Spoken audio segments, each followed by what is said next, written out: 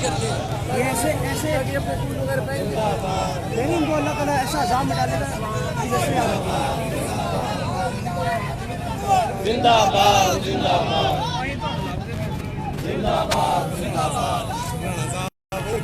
यार जाओ यार छो तनवीर भाई यार क्यों जी चुक लो फिर गड्डियां खाली है उनको बोल भी रहे हैं कि इस गाड़ी में नहीं है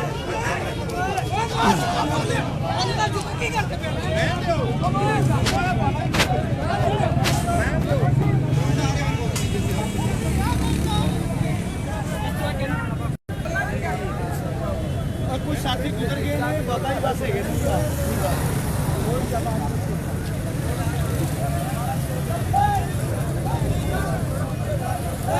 लब्बैक लब्बैक या रसूल अल्लाह लब्बैक लब्बैक लब्बैक या रसूल लब्बैक लब्बैक लब्बैक या रसूल ये कादरी साहब आ गए सरकार काले किन्ने चेर दे आए ने ਇਹ ਤੁਹਾਨੂੰ ਲੱਭਣੇ ਤੂੰ ਲੱਭੇ ਹੀ ਨਹੀਂ क्यों जनाब अं कि गैप हो गए थे इतने ही हैं इधर देखो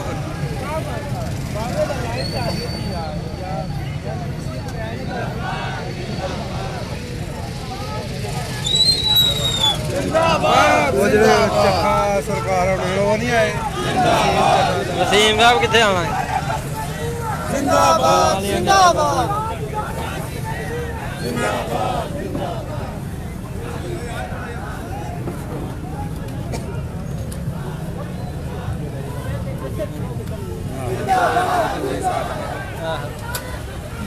जिंदाबाद जिंदाबाद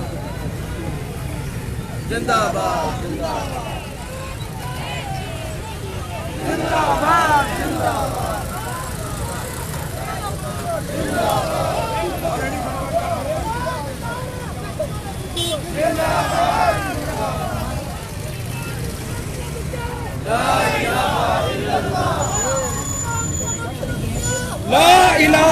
बाबा जी अदालत तो सुबह 8:45 बजे आ गए थे। आज तो कारकुनान बाद में आए थे, बाबा जी पहले ही आ गए हुए थे जो है ना अदालत में। अभी बाकी दोस्त चले गए हैं बाबा जी के साथ जिनकी पेशी थी। बाबा जी अभी अंदर ही हैं, बाबा जी थोड़ी देर तक आने वाले हैं। बाकी दोस्त चले गए हैं।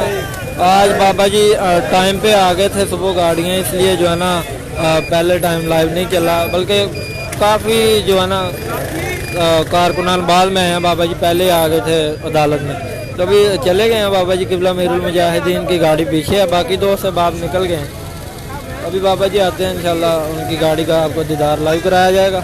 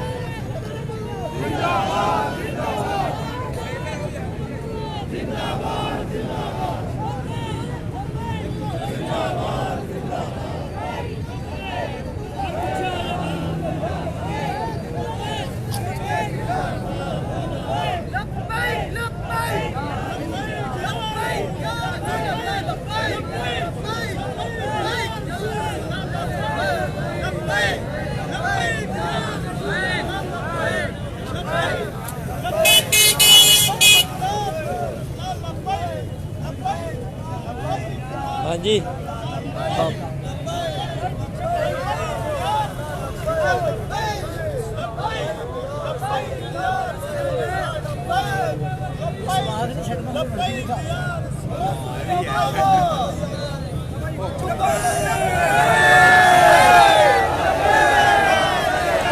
बाबा जी आ गए, बाबा जी आ गए, बाबा जी।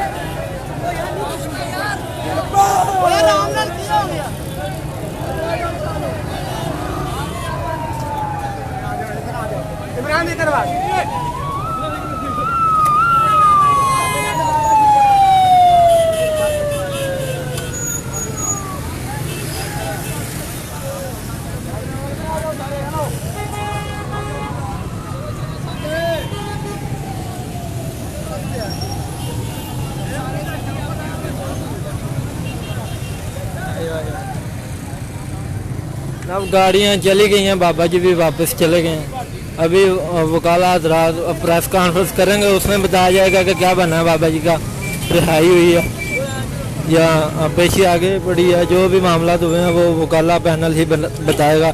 इस बारे में बाहर खड़े कारकुनान को कुछ भी पता नहीं है, लिहाजा सब्र करें, इंशाल्लाह थोड़ी देर तक पता चल जाएगा।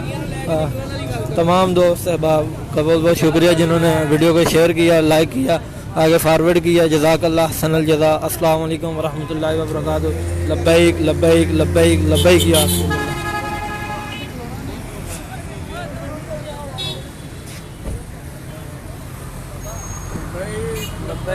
लब्बैक या रसूल अल्लाह, लब्बैक लब्बैक लब्बैक या रसूल अल्लाह सल्लल्लाहु अलैहि वसल्लम। जिंदाबाद जिंदाबाद जिंदाबाद।